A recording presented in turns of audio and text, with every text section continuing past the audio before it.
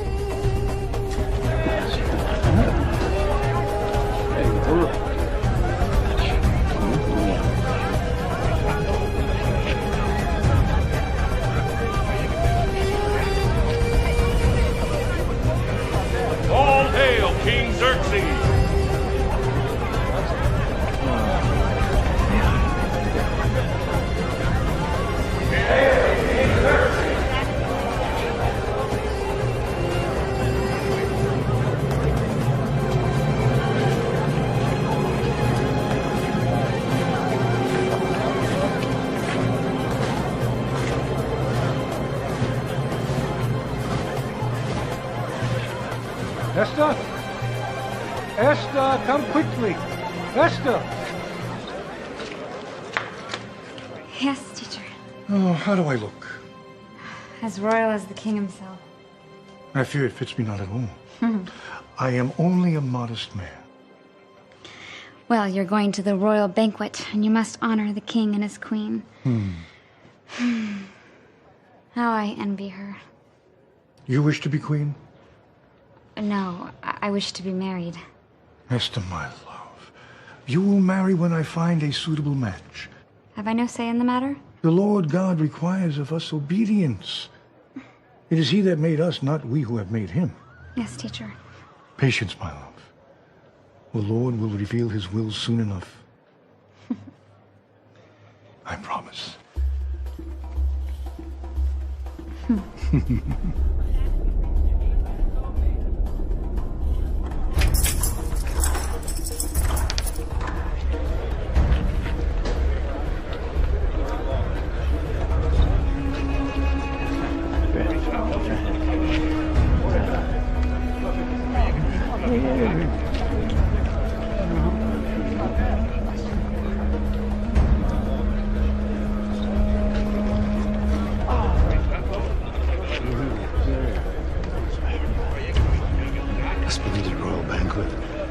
Thoroughly cheapened by the presence of that Jew Mordecai.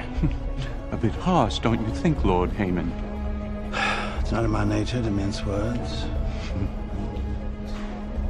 Lord Haman. Mordecai. I was not expecting to see you here. Likewise.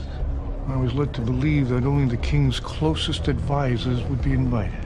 As was I. But apparently the Majesty decided to invite you as well. The king is a most benevolent man. Yes, most benevolent, I fear. I've had it in my power. I'd crush you under my heel. You and your insidious people. As my God lives, that day will never come.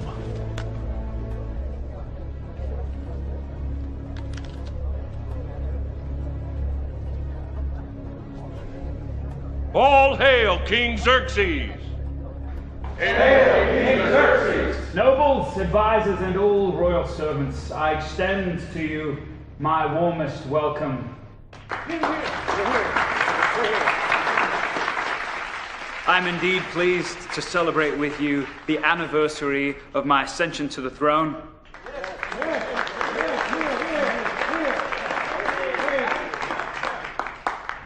Queen Vashti, too, extends her warmest welcome. And where is our Queen Vashti? Does she not find our celebration rich enough? Perhaps she is unwell. Please avail yourselves of the food and wine, eat and drink without limit, for it gives me great pleasure to share this celebration with you. Let the feasting begin. All hail King Xerxes! Hail King Xerxes!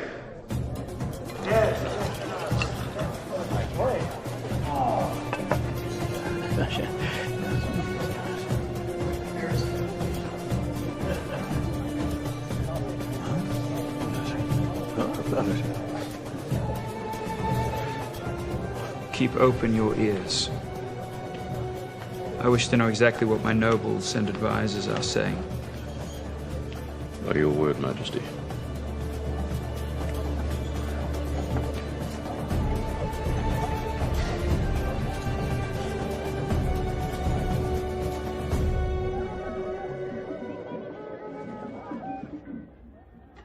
Mordecai has not slept well lately. He speaks of rumors and threats against the king. These palace intrigues are not our concern. You should think of pleasant things. Like marriage? I said pleasant things. Don't you agree that a woman my age should be married by now? You ask a difficult question.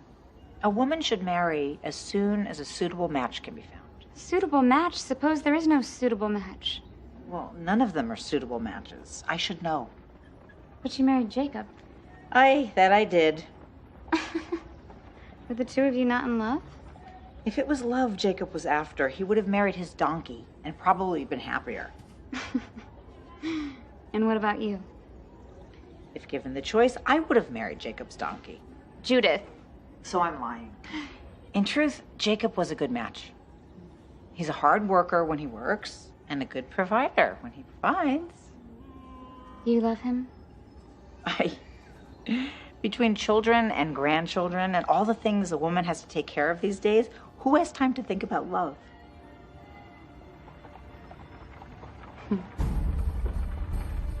A toast to King Xerxes. Yes, toast.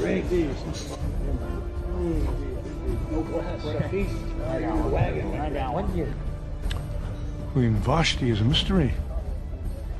Ever since the royal wedding, she's seen so rarely. Pity. She's more beautiful than any flower. Yes, but flowers fade. She likewise is more beautiful than any sunset. But the sunset eventually turns to darkness, does it not? Then again, His Majesty believes her to be more beautiful than any jewel. But jewels can be lost or stolen. Mordecai.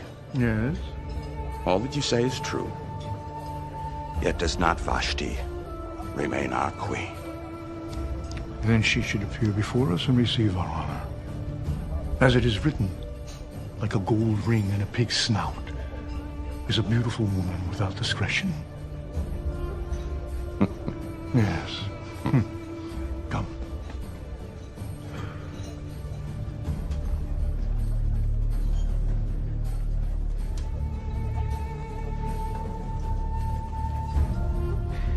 think you of our Queen Vashti? The king has called her the most beautiful woman in the world. Then why does she not appear? Is our queen suddenly found unsuitable? The king chose her, then she is suitable. Even kings have been known to make mistakes.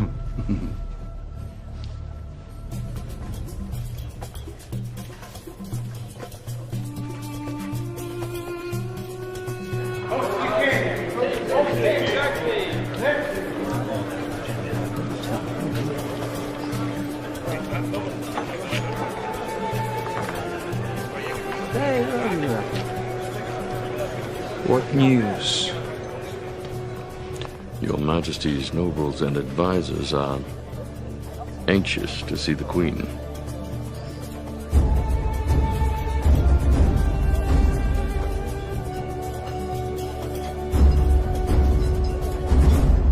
My good people, as much as I have endeavored to provide you with the finest in food and wine, I regret that I have withheld from you the greatest of all blessings, Queen Vashti. I shall therefore deny you no longer. And not a moment too soon.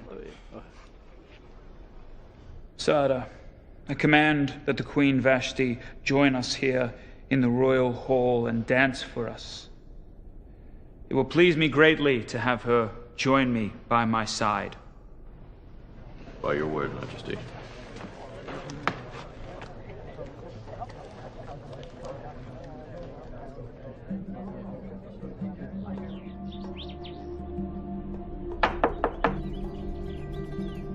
Permission to enter.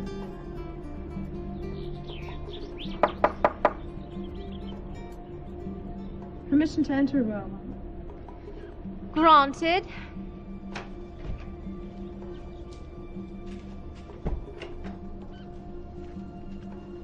My queen, the women wish to know whether you prefer diamonds or pearls on your headdress. Cannot my husband, the king, afford both diamonds and pearls? Yes, that is so, Royal One. Then I shall have both. Yes, Royal One. It's the least that foolish man can do for me.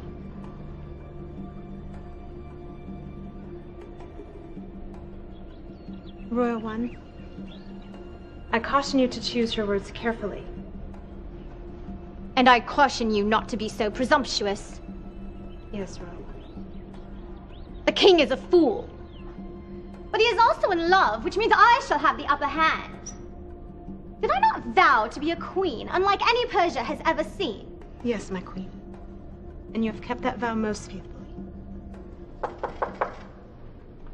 Who's there? Sir, the commander of His Majesty's Royal Army.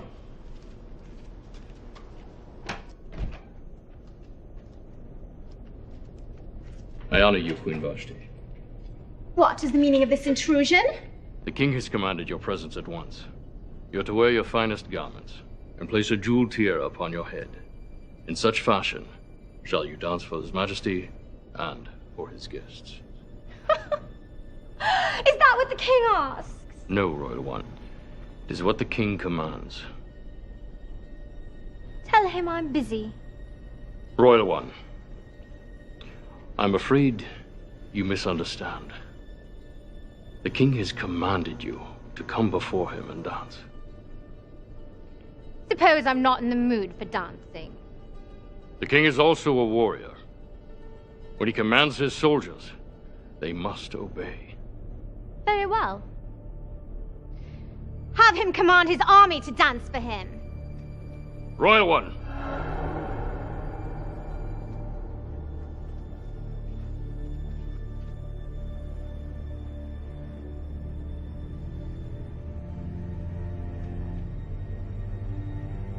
If I return to the king without you, my life may be in peril. For the sake of my head, I ask that you do as the king commands. I care not for your head, nor for anyone else's. I have made up my mind. And even if His Majesty himself came to fetch me, I would not go. Now leave me! I find this conversation tiresome.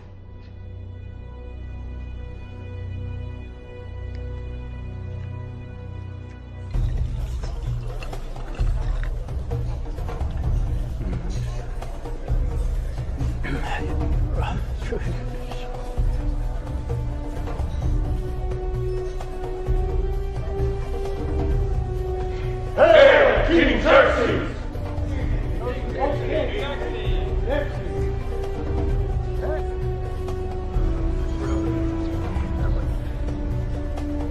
The Queen tarries. Perhaps she needs more time to make herself presentable. Or perhaps she is deliberately trying to keep us in suspense. You'll soon shall see. Sada, what is the meaning of this? Who dares disobey the king? The Queen, Your Majesty. What did she say? Out with it! She said she was not in the mood for dancing. If this is treason, you speak against the Queen. It is not treason, Your Majesty, but truth. Perhaps the Queen misunderstood my command. No, Majesty. The Queen understood perfectly. She said that even if Your Majesty came to fetch her yourself, she would not go.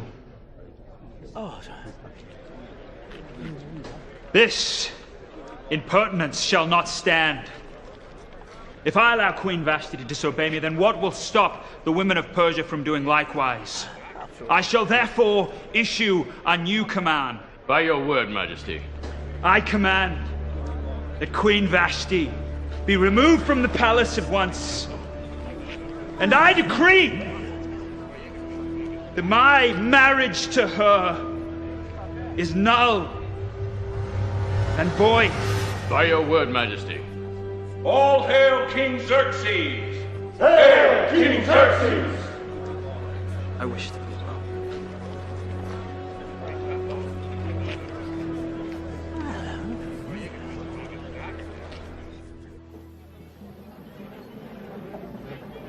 Esther!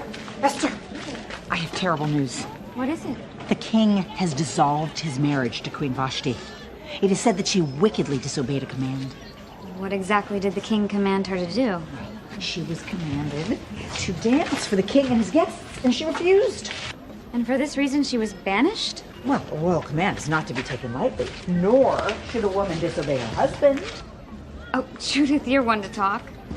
Did you have me believe that there's no disobedience in your marriage? None whatsoever. Jacob does exactly what I tell him to do. Perhaps it is best that I'm not married. It is a complicated business. But not without its rewards. No. Judith, stop your gossiping. These palace intrigues are none of our concern. Oh, Miriam, I have terrible news. This is a disaster for the kingdom. A faithless sees a disaster, a wise man sees opportunity. But Lord Aemon, Persia is without a queen. Then His Majesty will simply have to find a new one. Yes, Lord Aemon, but from which part of the world? All of our allies have run out of eligible brides. Well, then His Majesty will have to find a new queen amongst his own people. A young woman of nobility. Preferably a daughter of one of his closest advisors. What a pity it is that the gods have favored you with 10 sons and not a single daughter. But Caspar, have you forgotten that I have a daughter called Zara? Oh, forgive me, Lord Aemon, but she is but a child. That was yesterday. You know, children, they grow up so quickly. Oh, quickly enough for marriage. Indeed. You must take this proposal to the king at once. No, I'm far too modest to make such a proposal myself. No. That is why I'm relying upon you to make it for me. Me? But... Oh, faithful friend. I want the honor to be all yours. But,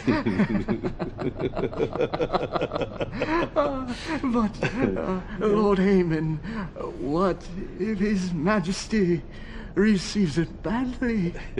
I may lose my head. But I will be supremely grateful for your sacrifice. Now, the King's Council will be meeting with the King soon. I want you to prepare well your speech. For my sake, as well as for yours.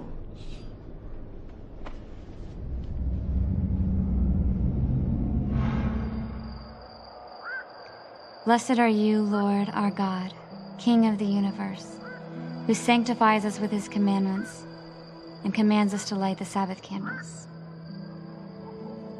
Amen. We should also give thanks for our King Xerxes, for permitting our people to celebrate the Sabbath in peace. If the king did not permit us to celebrate the Sabbath, we would of course disobey, would we not? Yes, my child, that is true. It would be better to disobey the king than to disobey God. And yet the queen disobeyed the king and was banished. The queen was indeed banished because of her disobedience. The queen was banished because she refused to dance before the king and make a spectacle of herself. Esther. And teacher, I must add, I cannot find it in myself to condemn her. For if I had been commanded so, I too would have disobeyed. Esther, you are permitted many things under my roof, but treason is not one of them. If the king commands it, you are not to question. Even if the king commanded our people not to obey the Sabbath? Yes. I mean, no, either my wits are failing me, or the student has indeed surpassed the teacher. Esther, my love, you must follow your conscience. But obedience to God is the sure path to righteousness. Yes, teacher. Yes.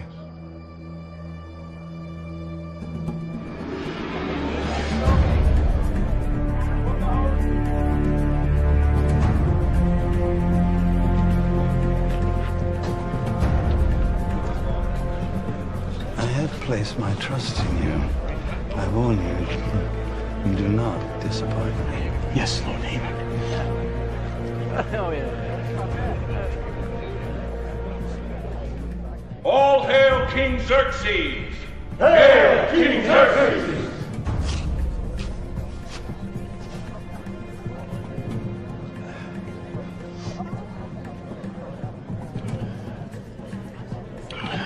There must be treachery afoot. How so, Mordecai? Haman's lips are moving. Providence has ordained that my head bears the crown. But is it also the design of Providence that I should spend my life in solitude? Is there no suitable queen for the king of Persia? Your Majesty, if I may have permission to speak?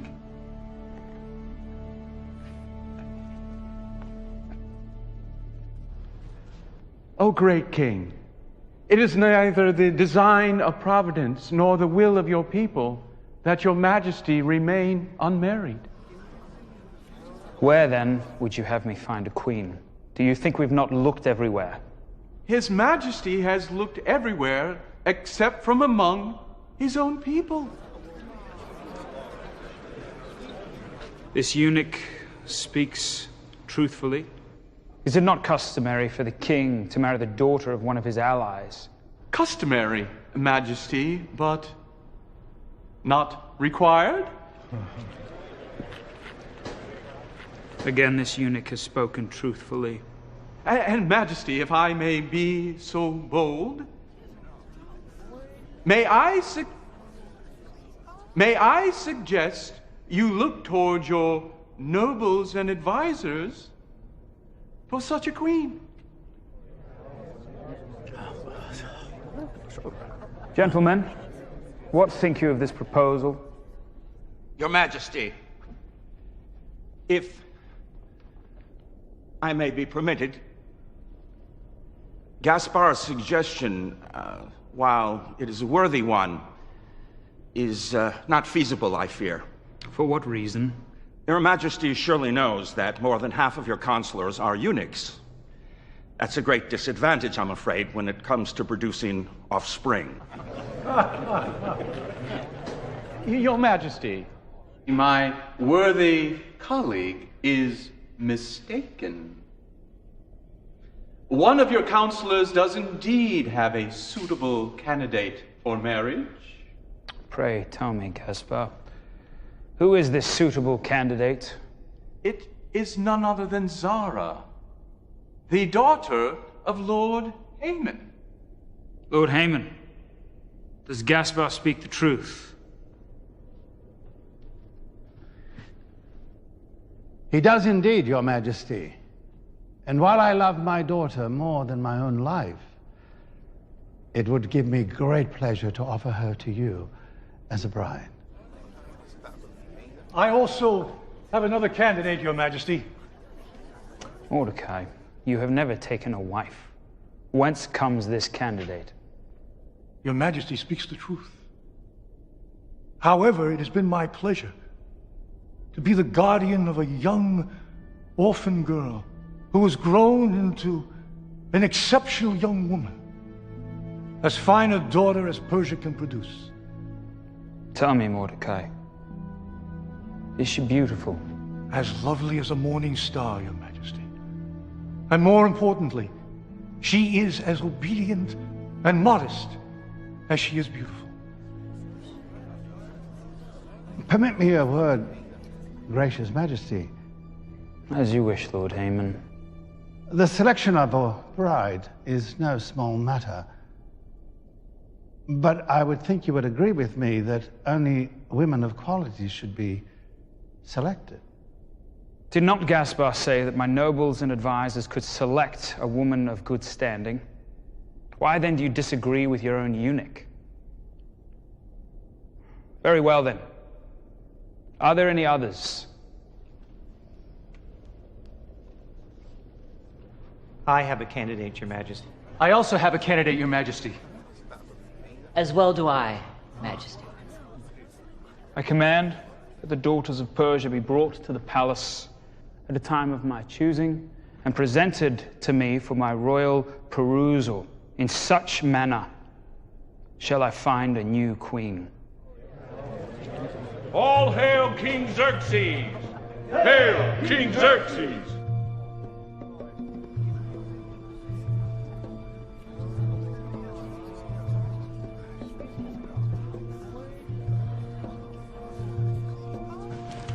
This is a disaster for the kingdom. Oh, a fatalist sees a disaster. A wise man sees an opportunity. Oh, silence, you foolish eunuch. Didn't I tell you to prepare well your speech?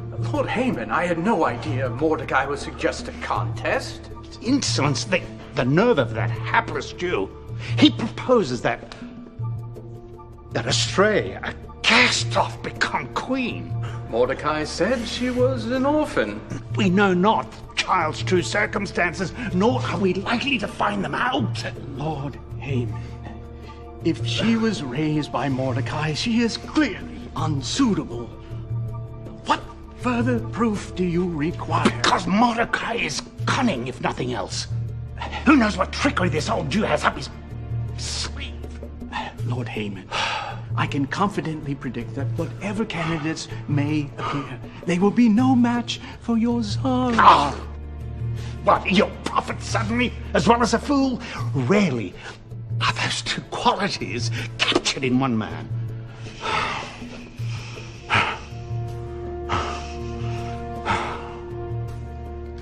There we go. There we go. Keep your head, Lord Haman. All will be well. All better be well. Because it'll be your head that is lost.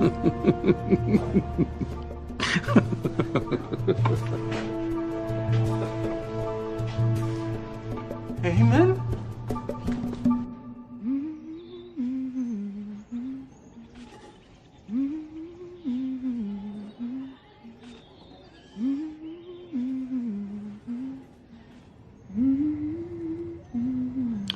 Esther, my love. Oh. Forgive me, teacher. I must remember not to make noise while you are studying. Esther, your singing is sweet, and it bothers me not. My love, did I not promise that you would marry when I found a suitable match? Teacher, has the Lord revealed his will to you? Well... Oh, this is wonderful news. I don't have to worry if he is handsome or well-spoken or wonderful, for I know that the Lord considers all these things. Yes, my love. All my worrying was for naught, for I know that the Lord has heard my prayers and he has answered them. Tell me, teacher, tell me, who is it that I'm to marry? It is the king. The king of what? Why, King of Persia, of course. The same king who banished the queen because she refused to dance? Esther, my love, I know this is a difficult thing. Difficult. Might I suggest impossible? Why would the king choose me as his queen? He knows me not. You speak the truth, my love. But it is also true the king may not take you for a queen. I thought you said that a match had been made. Not quite. Am I to compete? As in a race? Esther, the competition is fierce. And if you lose, it may mean the death of our people. This is beyond my understanding. My child, listen to me. Lord Haman, the wicked man who hates our people, has proposed his own daughter as a match. If she becomes queen, Haman will be the power behind the throne. Our king is still young and requires sound advice. I worry that Haman's evil will be unrestricted. You must pray, Esther. You must ask God for wisdom and strength. I will need much of both, I fear. Fear not. They are richly blessed who put their trust in God. I will pray, teacher, for both wisdom and for strength. Pray also for me. I have lit a fire that will not be easily put out. Yes, Father Mordecai.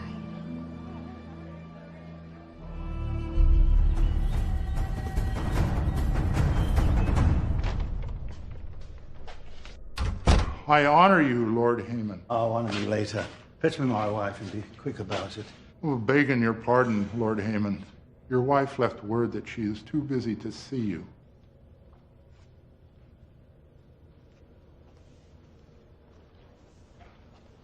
Too busy. If my wife intends to follow the example of the Queen, tell her she can obtain the same results, only I shall banish her to the desert, and when the vultures have had their fill, she'll make a pretty fossil. Hush, husband. This foolish slave has taken leave of his senses. Now, still return to your chores. As you command, Lady Haman. My husband, what good news from the palace? There is none. Has the king rejected our daughter as his queen? He has not as yet. Then why did you insist the news is bad? Because of that Jew Mordecai. Thanks to his treachery, the betrothal is now a contest in which his own candidate is a rival to our daughter Zara. The impertinence of that man. Now, we'll have to depend on our daughter to win the affections of the king with her charm and beauty. You realize, of course, that puts us at a great disadvantage. Oh, have I not eyes, woman? If only the king were blind, and all our troubles would soon be over. Our daughter is not entirely unfair. And what of Mordecai's candidate? Have you seen her? I have not. Then perhaps his tension is for naught? Oh, unlikely. Perhaps Mordecai's too clever. Perhaps you'll give him too much credit. All I know is that Zara was not meant to have a rival. There, my husband, leave it to me. With some jewels and cosmetics and fine fabrics, I shall fashion our Zara into a worthy queen. That'll take an act of the gods. Is your ambition lacking? Never! I shall see the house of Haman rule. Then shall I have my revenge on those insidious Jews whose king exterminated my people. One task at a time, my lord.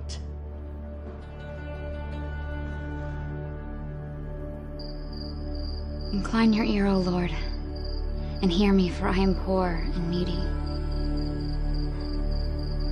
You are my God. Save your servant who trusts in you. Oh God, what you ask is a difficult thing, and yet I know that nothing is impossible with you. If you will but call me by name, I will answer and obey. Adasa. Who is there? Hadassah. Who calls me by that name? It is I. Lord?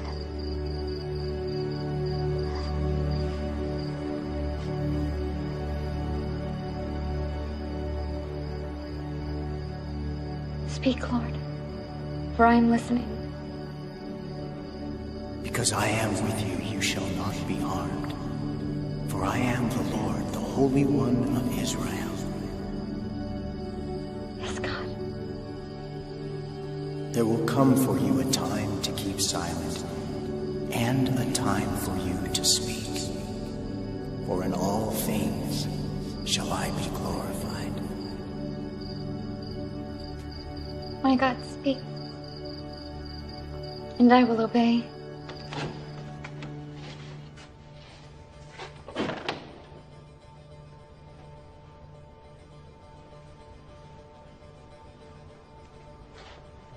O house of Haman, today shall you receive your glory.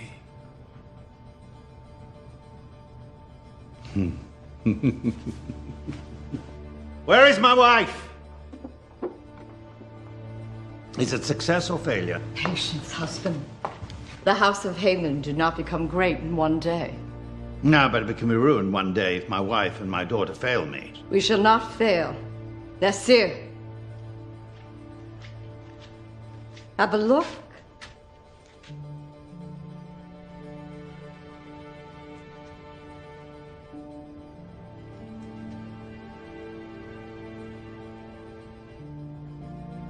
It is a failure. Oh, why have the gods not given me a worthy daughter?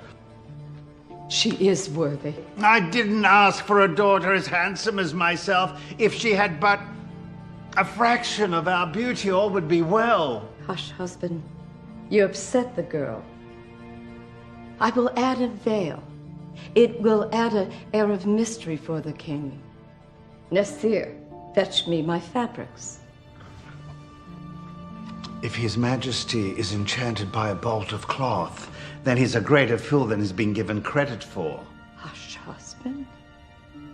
We shall not fail. All will be well. Oh, better be well. I tell you this day that either my daughter Zara will be crowned the Queen of Persia, or I will have no daughter at all.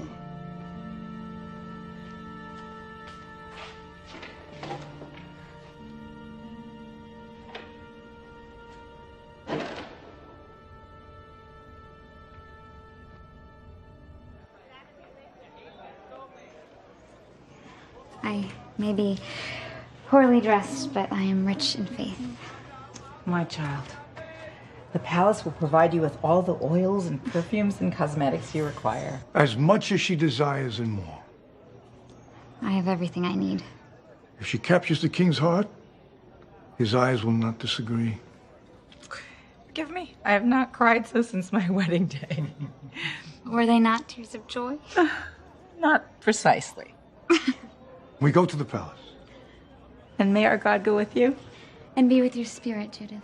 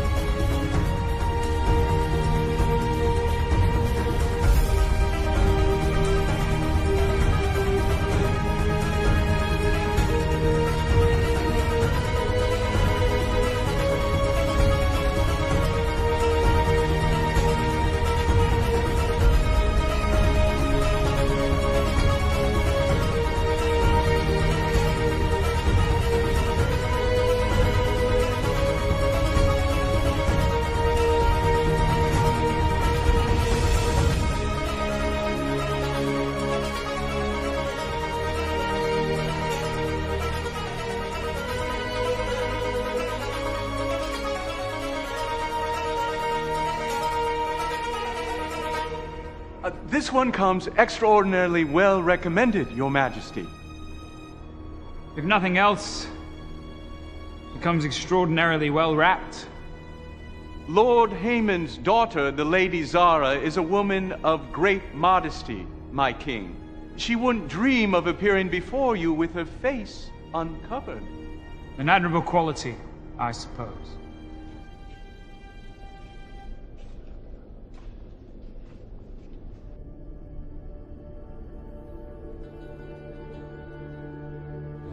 Can it be? Your Majesty? You there. Step forward.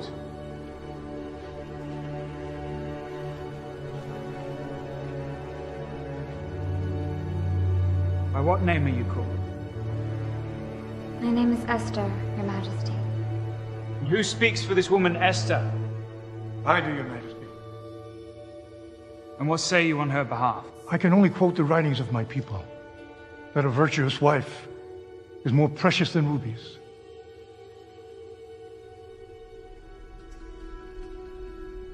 Your Majesty, my daughter Zara comes from a noble house, whose lineage goes back many generations.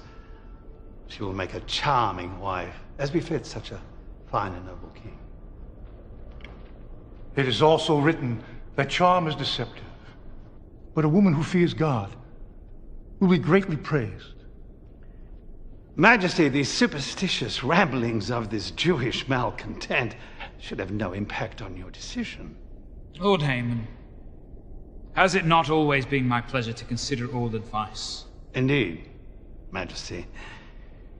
Indeed. Sada, escort these two great daughters of Persia to my chamber. I will summon them at my pleasure. By your word, Majesty.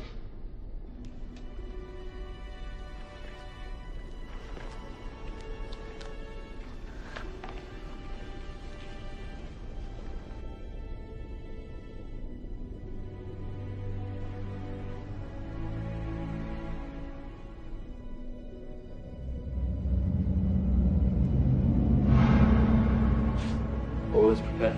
By your word, Majesty. Would not your Majesty be better served by speaking with each woman directly?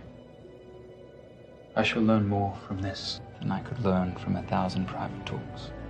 For to my face they will tell me what I wish to hear. But in secret shall I divine the true nature of these women. Yes, my lord.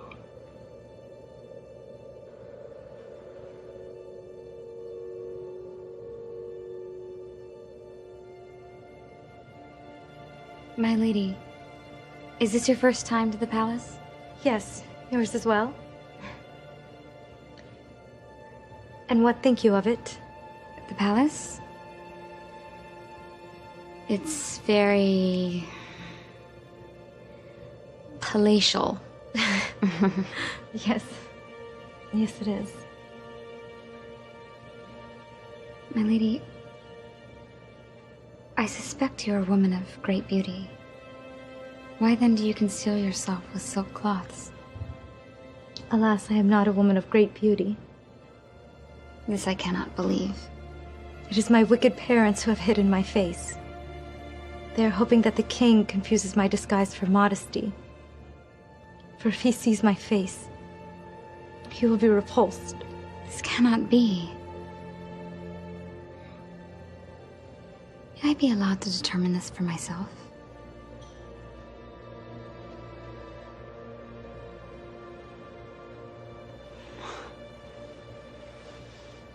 You are beautiful. You mock me. I do not. Surely anyone with eyes can see you are as lovely as any daughter of Persia. You are the first person to pay me this compliment. Forgive me if I'm suspicious. Can you not see for yourself? I only know that I'm a disappointment to my family. Your own parents do not know what a treasure they possess? If I'm indeed a treasure, it is one they are so desperate to give away. But surely it is because they wish to have a queen as a daughter. It is because my father wishes to control the king. I am only a means to an end. Forgive me for asking, but suppose the king does not choose you. Then I shall pay dearly. I shall be banished and live on the streets. No. If the king does not choose you, you shall not live on the streets. You will live with me in the palace. As your slave? As my lady in waiting. And if there be a more exalted position, it shall be yours. You have my word.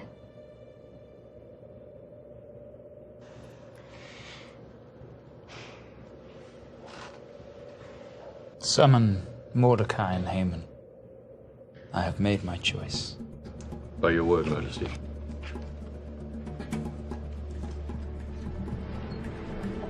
My good men, what a pleasant task I have completed this day. To select a wife from Persia's finest daughters has been most agreeable to me. Though I have chosen quickly, I am certain I have chosen wisely.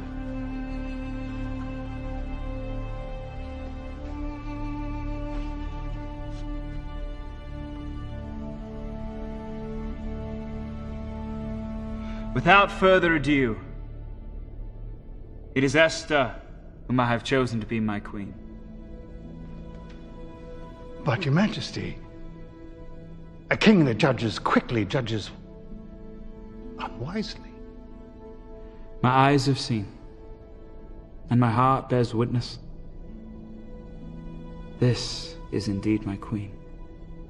It can only be the work of our God. I honor you, my lady, and I only ask that you commit to your promise that I shall be your faithful servant. Consider it done.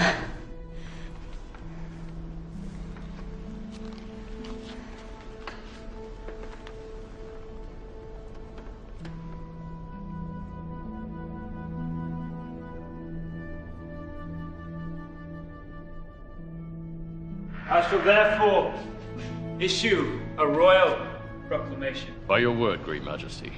Let the word go forth that Esther is my queen. Prepare a feast and declare a holiday. Yes, King Xerxes.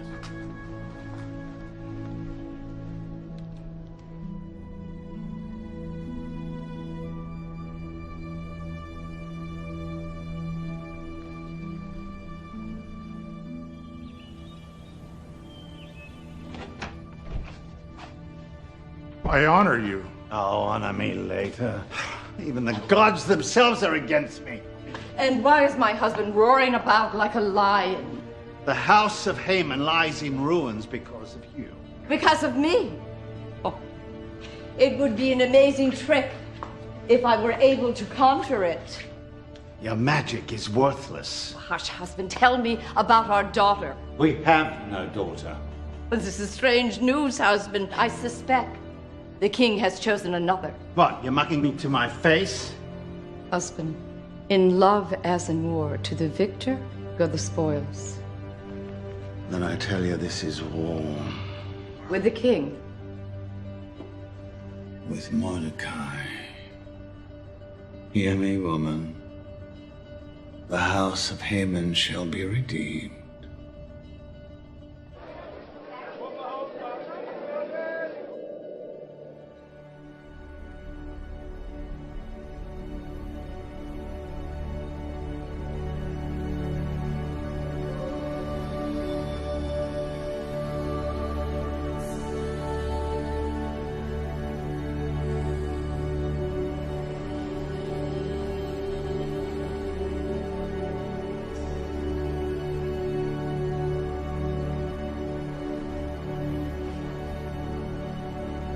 Do not fear, Esther.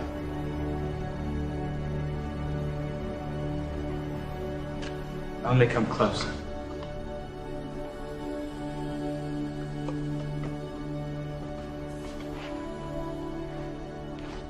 Closer.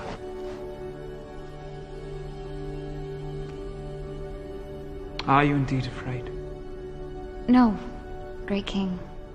I'm in awe of your majesty and of your wisdom. How so? You have chosen me for a bride without having spoken a single word to me. Then come. Sit at my feet and let us talk. As you wish, your majesty.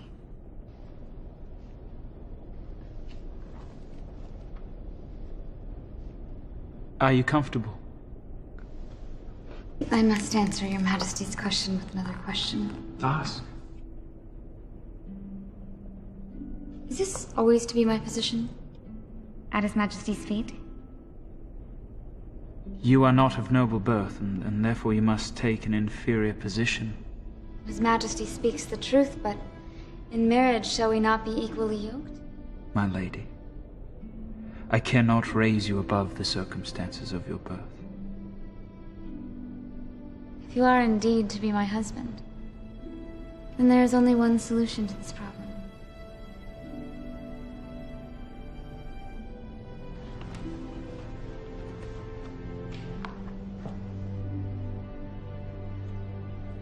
This is the solution you had in mind. The very one, my king. You are much more beautiful from this perspective. And his majesty's face is much more dignified than his majesty's feet.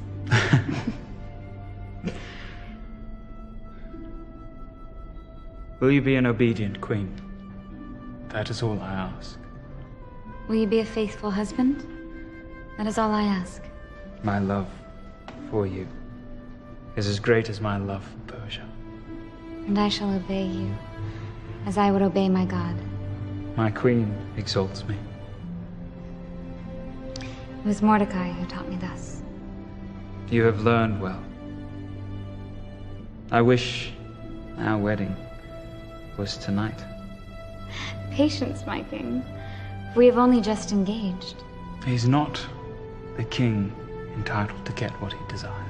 The king desires virtue above all else, and shall therefore be content to wait for his bride.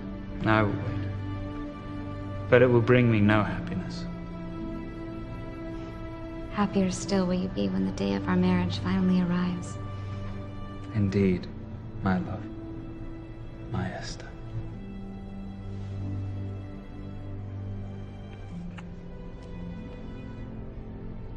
Now you must go, before immodesty takes hold of you.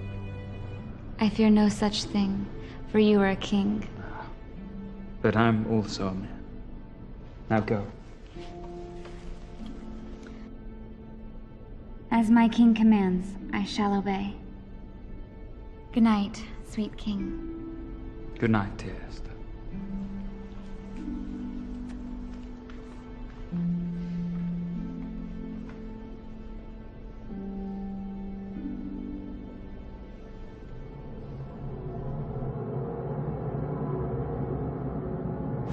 Walk with me.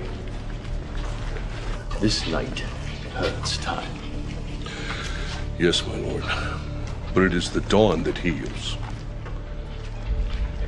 The time has come for us to act. Agreed.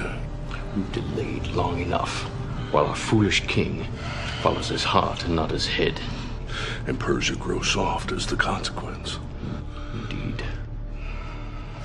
I tell you, Taras, when I seize the crown, Persia will again be great. The army stands behind you, my lord. Yes. Their patience shall be rewarded. For soon they will dip their spears in blood. We strike at midnight. I honor you, my lord. Prepare the men.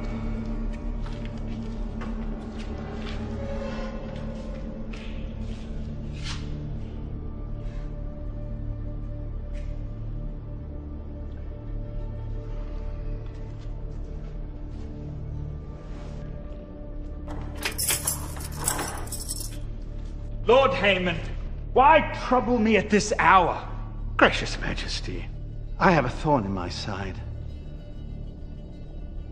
Shall I help you remove it, along with your head? Gracious Majesty, have I not been a loyal servant? Your fidelity is unquestionable, Haman. Since you have chosen Mordecai's candidate as your queen, It occurs to me that I'm less esteemed as a result. Your worthiness is not diminished in my eyes. Yes, maybe not in His Majesty's eyes, but in the eyes of my peers. What would you have me do?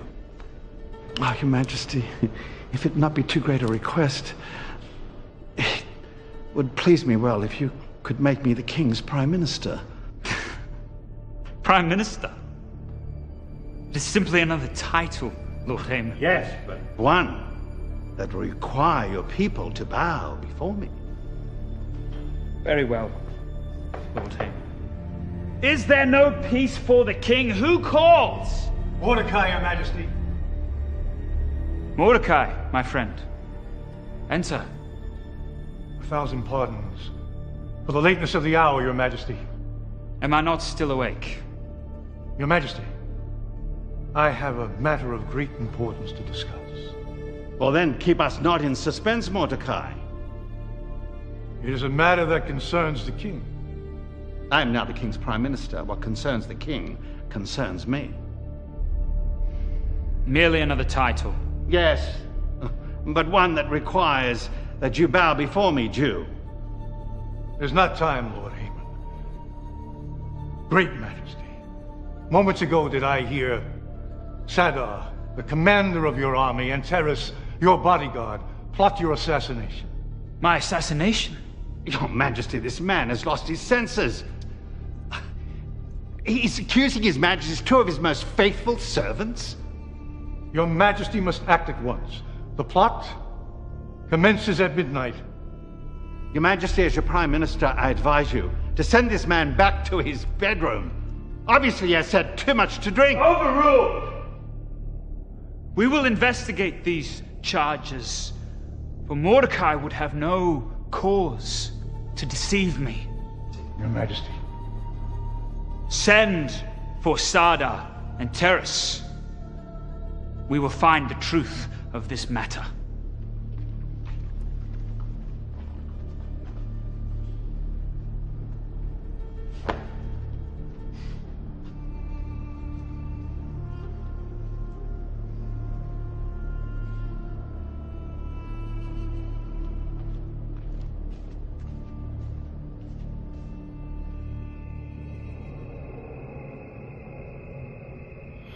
What troubles my husband now?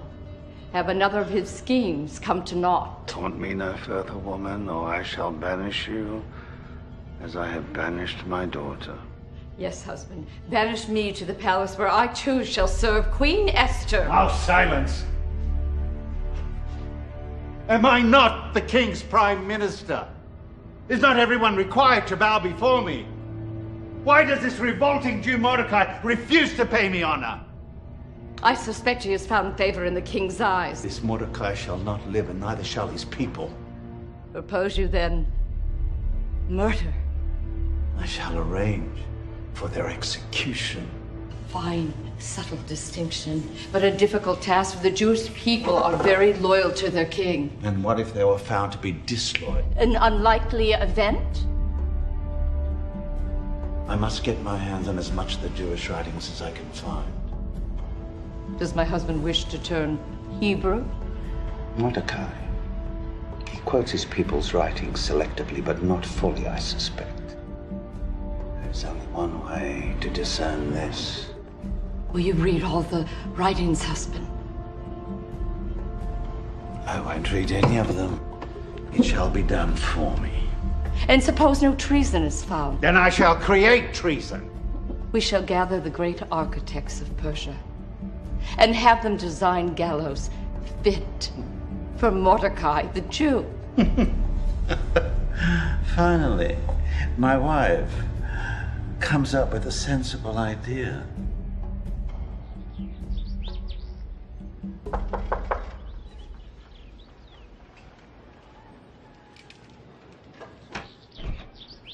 Teacher. My queen.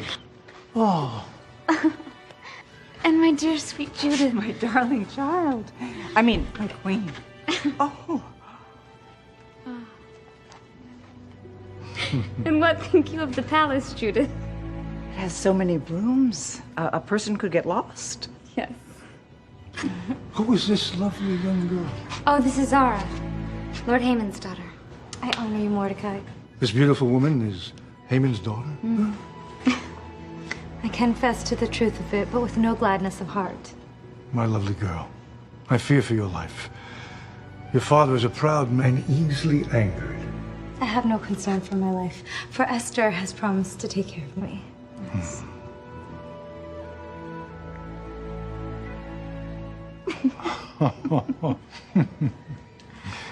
My queen, I trust that you have found marriage agreeable? In truth, teacher, I find it bittersweet. How so? My husband, the king, I so rarely see him. Surely the queen may see the king at her pleasure. Nay, Judith. A woman is not to enter the king's presence unless she be summoned, even the queen. Why? If Jacob had such a law, he would spend even more time alone. And likely be grateful for the silence. I would be put to death were I too to disobey. Lord Haman has lately kept the king heavily engaged with the affairs of state. I doubt not the king's love for me, but I fear my rival is Persia for the king's affection. Fear not, my queen. If the king loves you as well as Persia, then he loves you well indeed. As always, my teacher speaks the truth. My queen, you have learned well. Come, Judith. I have much to show you.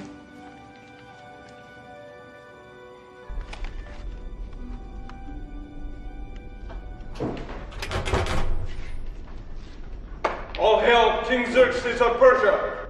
Hail King Xerxes! Lord Haman, I should have chosen you for a consort, for I spend more time with you than I spend with the Queen.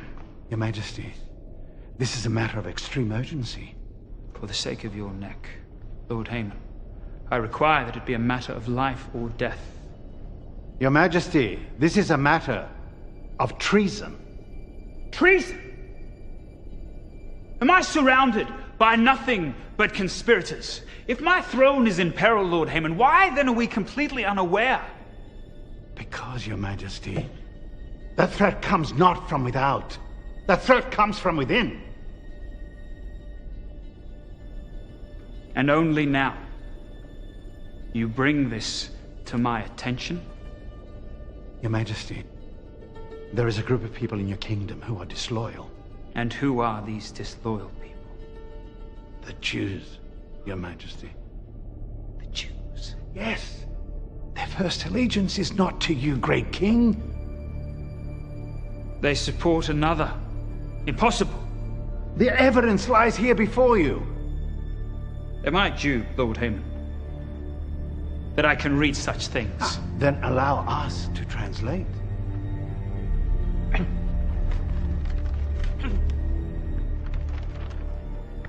Sing praises to God, sing praises to our King, for God is the King of all the earth. It is God who reigneth over the people, it is God who sitteth upon the throne. If this is not proof of treason, Your Majesty, then I cannot produce any. They repay my generosity with insolence. Your Majesty, if it pleases you, I have chosen the 13th day of the 12th month, Your Majesty. Let on this day every traitorous Jew, young, old, women, children, be annihilated.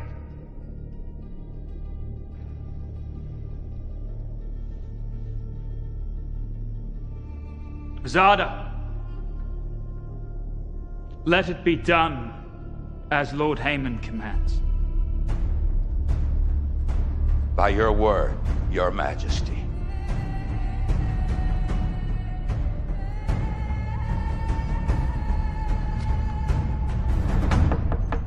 Who calls? The ladies are, Your Majesty.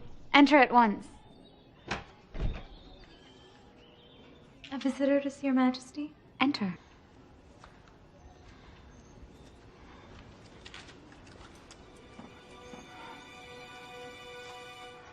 I honor you, my queen.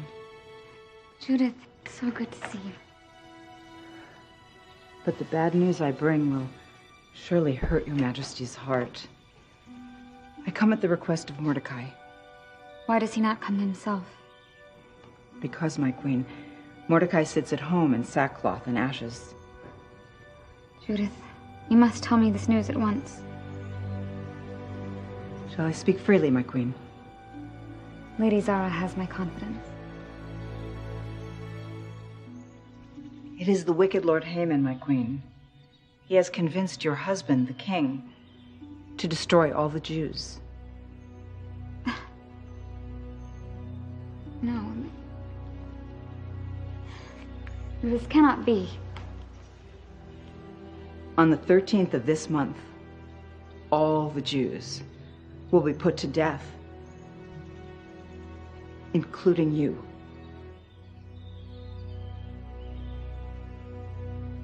I've said too much.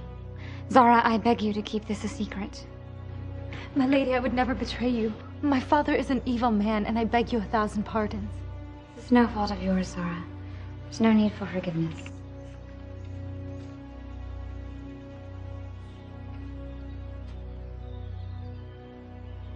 What is Mordecai's advice? He asks that you go to the king to beg him for mercy and plead for our people. Judith, I cannot. For no woman is permitted to enter the king's presence without being summoned. Even the queen must obey this law. Then this is Mordecai's answer.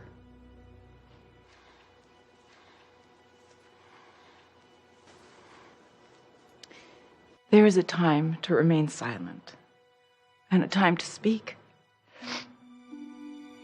But if you remain silent now, you and your people will perish. Is it not possible that you have come to your royal position for such a time as this? Judith, for such a time as this.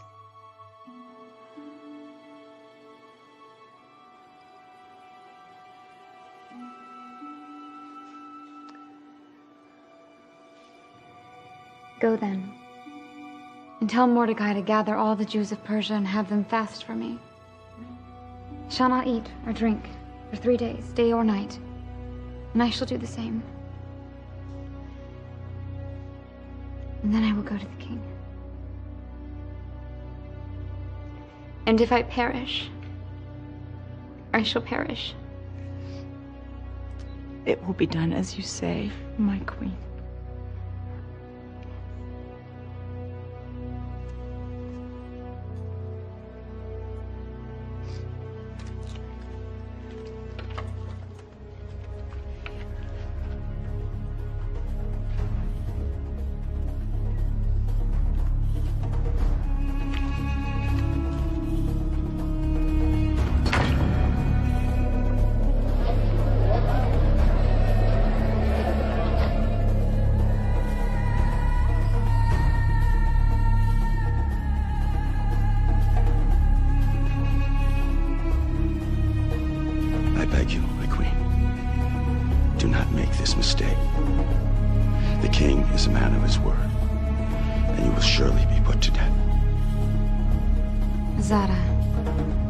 Do not fear.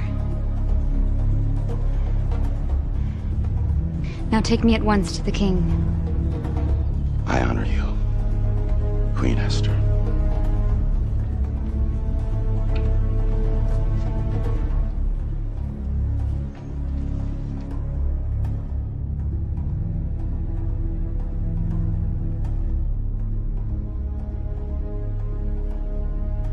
Tell me, Lord Haman, that this concludes our business for the day.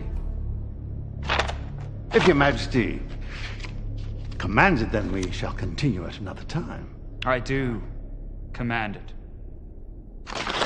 By your word, great majesty.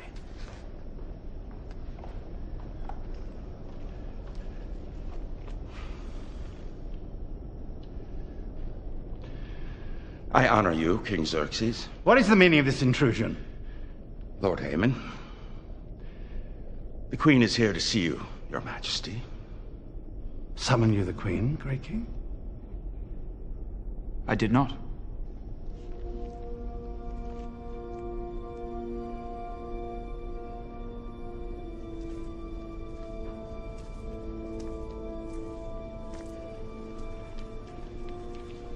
Esther, my queen. Forgive my transgression, Your Majesty, for I know that your word is the law. Forgive my transgression, my love. For because of Lord Haman, I have placed the affairs of the state above the affairs of the heart. If it pleases Your Majesty, I would like to make a request. It does indeed please me. My petition is this. Let Your Majesty come tomorrow to a banquet which I will prepare, you and Lord Haman. Then I will make my request known. What say you, Lord Haman? Your Majesty, I wouldn't dream of declining such a gracious invitation. Then let it be done. Thank you, my king.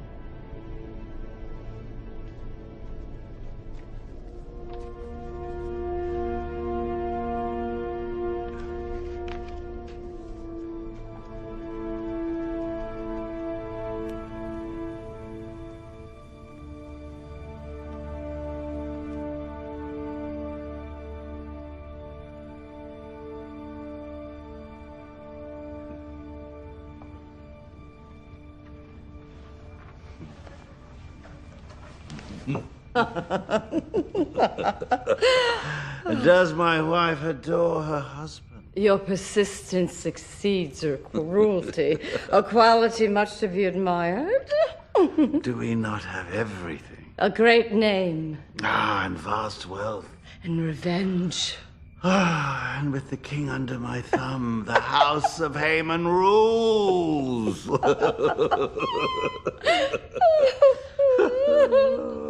Oh, I forgot to mention, my dear beautiful wife, that I am the only person the Queen has invited to the royal banquet for the king. Queen Esther? What a bizarre invitation. Surely she knows what will become of her benefactor Mordecai. Mention not that name. His demise will be soon enough. It is the Queen who arouses my suspicion. Harbor no such thoughts, dear wife. It is the king who controls the Queen, but it is I who control the king.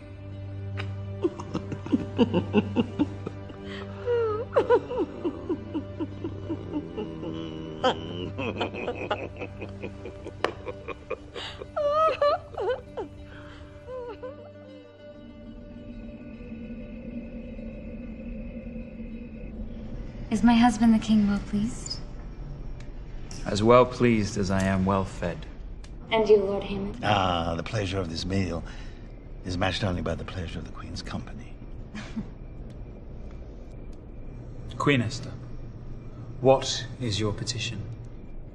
Ask and it shall be granted. Whatever you request, even up to half my kingdom, I will give it to you. If it pleases Your Majesty, grant me my life and spare my people, for this is my request. Esther, my love, you make a strange petition. Who has threatened your life? The great enemy, Your Majesty. Lord Haman. Lord Haman?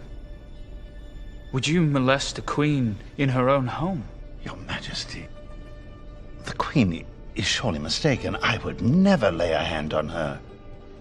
Lord Haman speaks falsely, Your Majesty, for he has ordered the destruction of my people and me. If he had merely made us slaves, I would have remained silent, for there would be no need to disturb the king. Lord Haman, have you an answer to this accusation?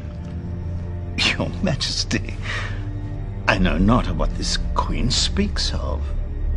Lord Haman knows full well, Your Majesty, for did he not cause you to order the destruction of the Jews? The Jews. They are a treacherous people, my queen. Lord Haman has shown me the evidence. Has he indeed? Your Majesty, may I ask, what has this matter got to do with the other? Only that the Jews are my people. If they be found traitors, let me be guilty as well. This cannot be. Your Majesty, perhaps the Queen is unwell. Please, I beg you to have mercy on her. You would beg mercy for me, yet deny it to my people? And Mordecai? Mordecai? Yes, Your Majesty, Mordecai, your faithful servant. Is he a traitor? Has it not been recorded in history that Mordecai once saved your life? Does a traitor conspire against himself? Great Majesty. Were not for Mordecai, Esther would not be my queen. Well, yes, that is indeed true. I have made a terrible mistake. One that is easily rectified, Your Majesty. You will simply have to find yourself another queen. I have condemned a man to death without first giving him the opportunity to defend himself, he and his people. Zada. Yes, my king. Send for Mordecai at once and summon my counselors. I wish for everyone to hear the testimony tomorrow at noon. By your word, King Xerxes. Then we shall know the truth.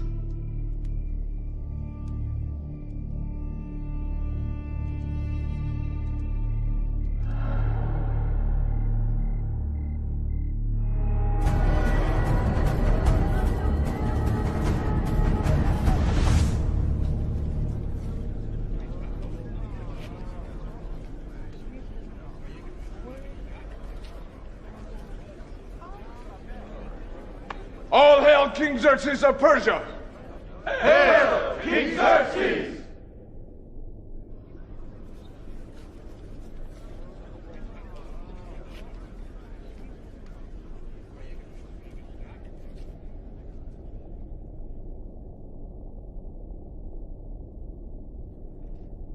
Men of Persia,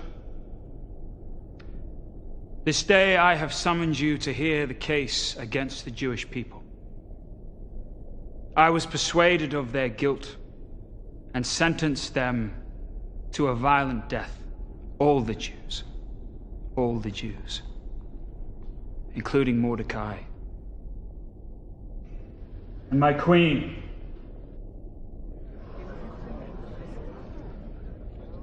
But as Lord Haman once pronounced, the king who judges quickly judges not wisely, and in this event he is correct. Therefore, I shall ask Lord Haman again to present his case against the Jews, but this time Mordecai will be allowed to defend the Jews.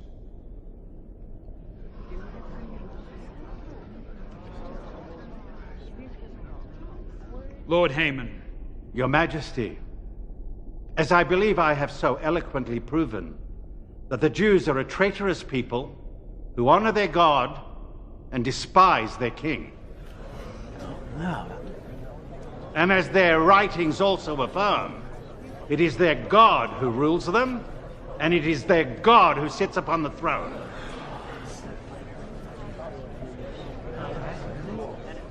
Mordecai, have you an answer to this charge? Your Majesty, Lord Haman does indeed quote the writings of my people accurately, but not completely. For it is also written that God establishes kings. Therefore, to disobey the king would be to disobey God. He speaks the truth.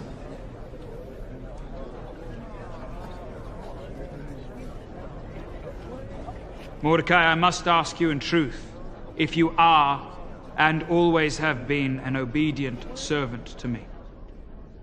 Your Majesty knows well the answer to that question. For I have served you faithfully and obediently all these years, and indeed your father before you. Of this, Mordecai, I am certain.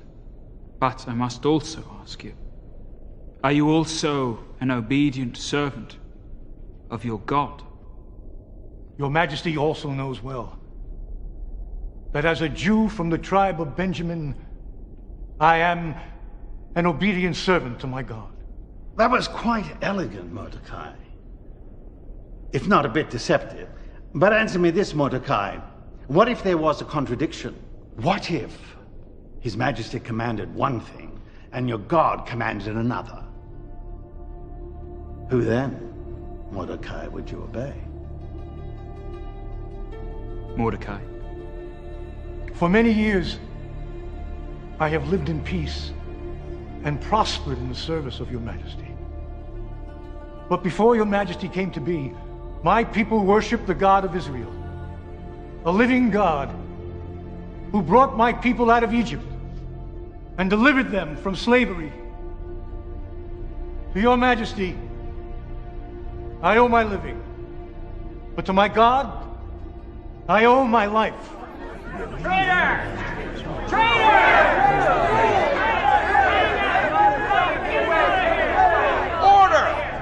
Order!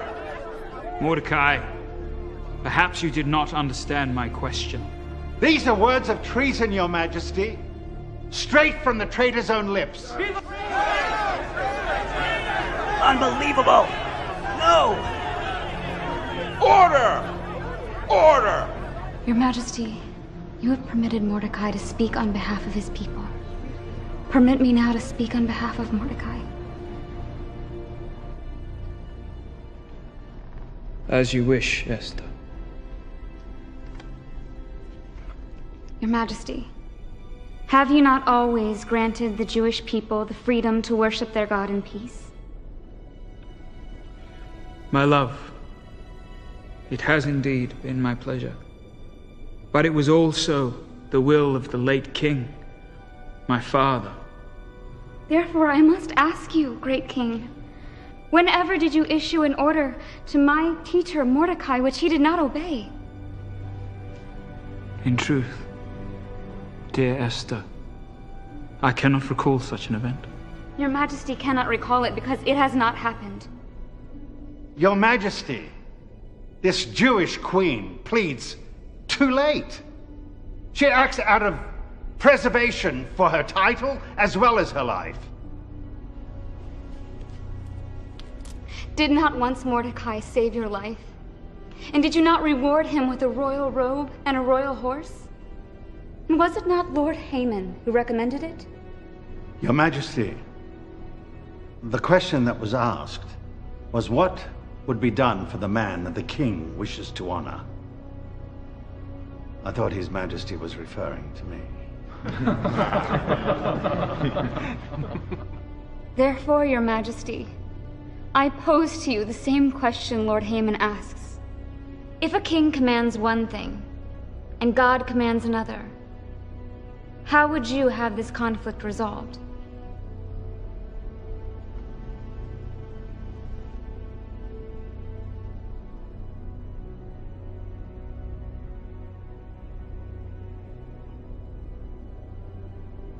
I would have a man follow his own conscience. For even kings have been known to make mistakes.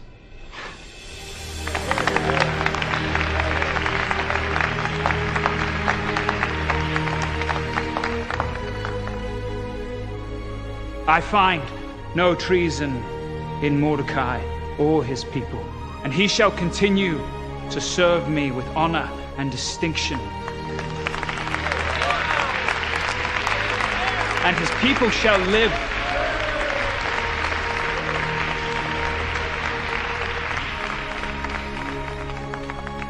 Lord Haman, I am not yet finished with you, for we must still address the issue of your treason. My treason? For the havoc you have created, and for the terrible advice you have rendered as Prime Minister, I hereby sentence you to death. And I command that a gallows be built as quickly as possible with which to execute you. Gracious Majesty, in his infinite wisdom, Haman has already prepared such a gallows. Though it was tailored for Mordecai, I am sure you will find it for him a perfect fit.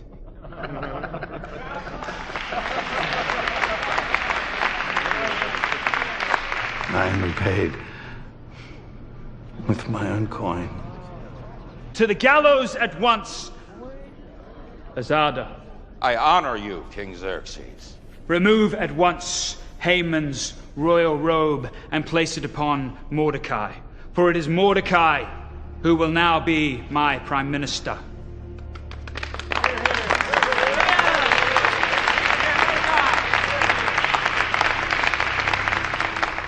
These events shall be recorded in history. By your word, your majesty.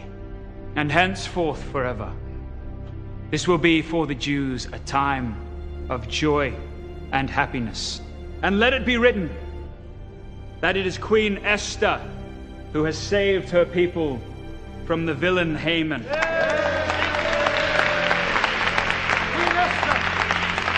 Azada, take this man away. It shall be done, as you say. Mordecai, now that you are second in rank to the king, command a banquet to be held, with much food and wine. Your Majesty. For I would command it myself, but I wish to be alone with my queen.